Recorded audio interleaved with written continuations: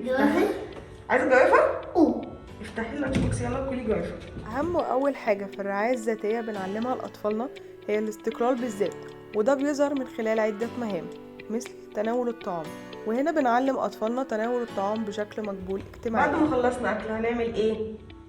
أغسل إيدي وأسناني. برافو عليكي يا أسطر بنوتة، يلا طلعي الفرشة والمعجون. بعد كده بنشتغل على الإدراك والتسلسل المهام، زي بعد ما بنخلص أكل بنعمل إيه؟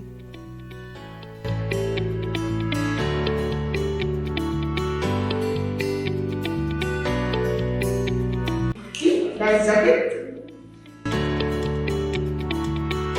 ارفعي الكم. برافو شطورة. اغسلي ايدك. غسيل الأيدي مهم جدا إننا ناخد بالنا لو الطفل ما قدرش يعمل حركة مستقلة، ساعتها بنتدخل يا إما بمساعدة بالنمذجة وهي بالتقليد أو مساعدة لفظية. اقفلي الحنفية. برافو عليكي. احنا غسلنا ايدينا، دلوقتي هنغسل ايه؟ أسناني. اسناني. يلا نفتح المرحب الصغير.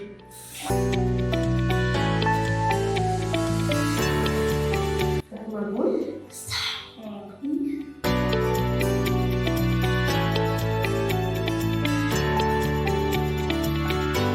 امسكي يلا اقفلي.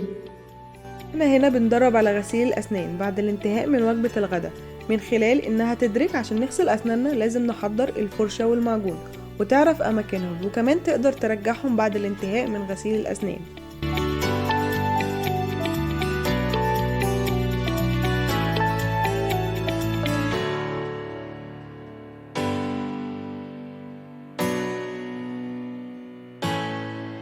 الاستقلال في رفع وإنزال البنطلون مهمة أساسية بنعلمها لأطفالنا وإحنا بندرب على الحمام.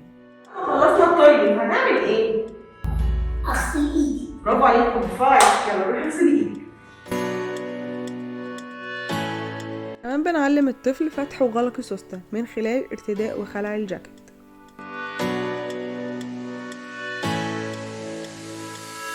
هاي فايف. هاي فايف.